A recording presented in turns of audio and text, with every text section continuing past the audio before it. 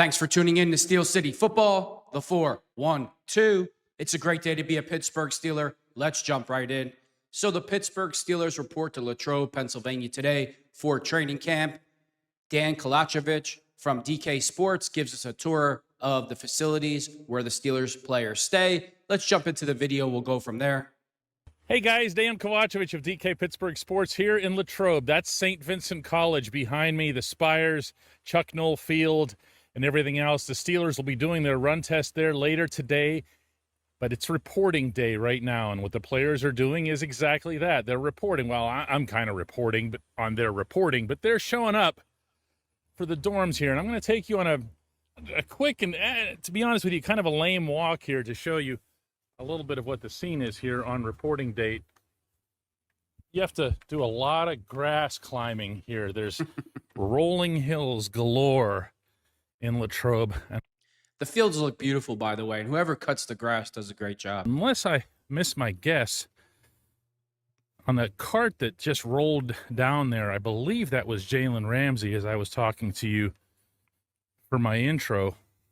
And the way this works, you might see that individual making their way to the door down there. They're going in, and what they do is they leave their bags there and so forth, and then they come back out. Everything and everybody else that you see there, those are called reporters. And they're doing the actual work, unlike me hanging out here with you.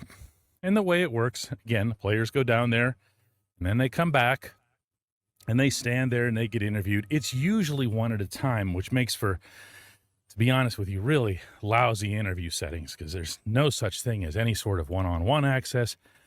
If you have a question to ask that you think might be unique to your story, too bad. You're about to announce it to everybody. And then, you know, everybody's got the same answer. But that's just the nature of this thing. Not all of the star players will be here. Not all of them will be, coming up here and doing this sort of thing. I don't remember, for example, Ben Roethlisberger, Troy Polamalu, or other guys ever coming up here. There's going to be a lot of them, though, that do make it up here. And they get interviewed for a little bit, and then they go back to either down the hill here to park their cars, or, they go inside the dorm to start setting up their rooms and whatever else. So it's not all that exciting. I don't really like that, to hear that Big Ben and Troy Polamalu didn't take part. Just be part of the team. Nobody's bigger than the team. Believe it or not, in real life, I don't really like to talk at all. But when you have a job to do, just do your job. If you're a professional, just be professional. Go out, say hello to the media. Remember, players, if any of you watch this, the only reason why you make the money that you do is because of the media coverage. So treat the reporters with respect, every single player, no matter who you are, no matter how long you've been in the league. Talk to the reporters, be a professional. If you thought it was exciting, you were mistaken. But we're here anyway to get you as much on this as we possibly can. Talk to you later today.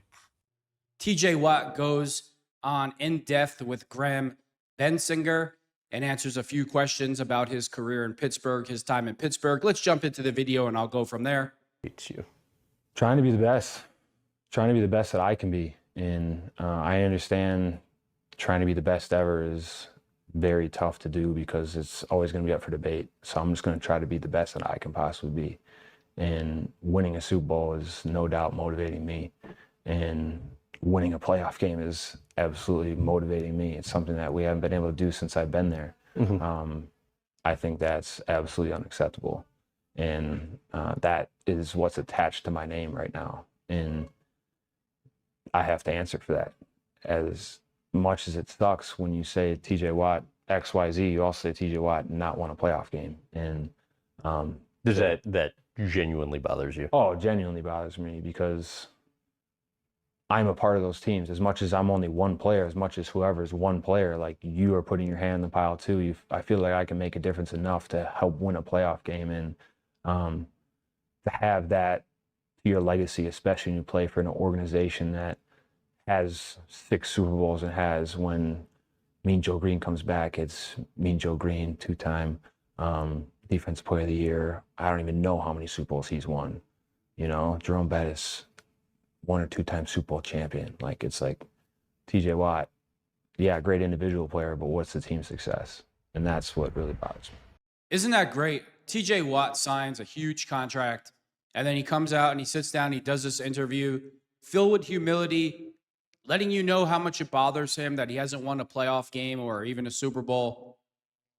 Remember Odell Beckham Jr. after the New York Giants paid him all that money, and he goes on TV the next day with Lil Wayne and starts ripping Eli Manning, and the next thing you know, he's shipped out to Cleveland? Everybody just takes TJ Watt for granted, the player, the person that he is on the field and off the field. And I love tuning in every week to watch him play. And, you know, I don't want to go too far down the line or be negative, but when TJ Watt is no longer playing for the Pittsburgh Steelers, he is going to be missed. You shouldn't take TJ Watt for granted. He's a once-in-a-lifetime player. So at training camp today, Mark Capoli asked Jalen Ramsey what he anticipated his role being. In Pittsburgh, corner nickel safety, Jalen Ramsey responded with, "I'm going to play football, and we're going to figure that out together." Jalen Ramsey said he has talked to Cam Johnson about securing the number 5. Ramsey said he will reciprocate by doing some community and charity work on the punter's behalf. I mean, some money will do it, but hey, do whatever you want. Jalen Ramsey said he's also excited to be a Steeler because he said, "I can't really say I played for a historical franchise in the past." It's interesting. Let's listen to Jalen Ramsey talk. I was excited. I know about it before it came out, obviously. I was excited.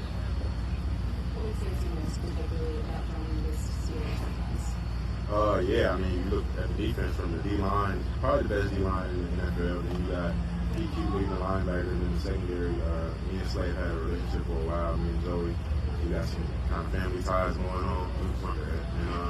And then, yeah, add me in there. Obviously, me and Sean played. Each other before on the same team. So it's a lot of excitement around the defense, but not just the defense, the offense too, obviously. A-Rod's here now. BK, we've had a lot of battles with. That's been fun. Woody's here. I played with him with the Rams. Dan. So it's just a lot of excitement, obviously, just around the teams and the players here. Troy Fautanu said that before minicamp ended, the offensive linemen were given tapes of Aaron Rodgers' cadence to get acclimated to his voice. Aaron Rodgers has probably the best cadence in the NFL since Dan Marino. You know, if you watch Enigma during COVID, how many times Aaron Rodgers got the Packers first downs or free plays because of his excellent cadence. It was incredible. Let's hear Troy Fautanu talk. Look forward to this for a really long time. Just super excited to be back out here and be able to play football again. So what kind of confidence or what can maybe camp on OTA give you as you set out for training camp? I would say day 6 or whatever the last day of minicamp compared to day 1 of OTAs. I gained a lot of confidence just in being able to know that I have the strength to, play football in this knee, man, because that's probably the hardest part. Obviously, you go through the physical stuff with rehab and stuff, but coming back to play and, gaining that confidence is difficult, but I got through it and felt like I not played pretty well, but just felt like I was moving around, felt like myself again. So. Troy Fautanu is a huge question mark for the Pittsburgh Steelers.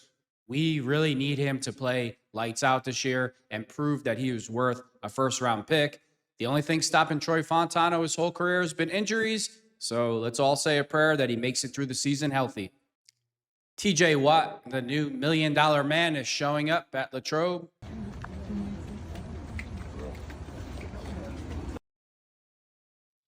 Got to work on those calves, TJ. Looking a little skinny. Patrick Queen talks about being the highest paid defense in the league. Highest paid defense in the NFL, pressure to produce and improve, maybe why you guys are worth that money? I don't think it's pressure. I think it's more motivation. Just knowing that you are the highest paid defense, why not go out and prove, why not go out and show it? I think that actually motivates you to perform better. And I think the group of guys we got are all good people. They're all good teammates. They can all be good brothers. And I think that we play like we're brothers. I think all that money and all that talk and stuff that we're setting up. Well, Patrick, it's funny you bring that up because you got a lot to prove this year. Because in that last playoff game against the Baltimore Ravens, I broke down the tape. You didn't want any part of tackling Derrick Henry. Now, there's been some talk that you were sick during the game, but that game film, the Cardinal sin as a Pittsburgh Steeler, win or lose, is never be afraid to be physical. And if you watch the tape, that's exactly what it looked like. I can't put it any other way. And I'm going to wrap it up with that. With that being said, thanks for tuning in to Steel City Football, the 4-1-2.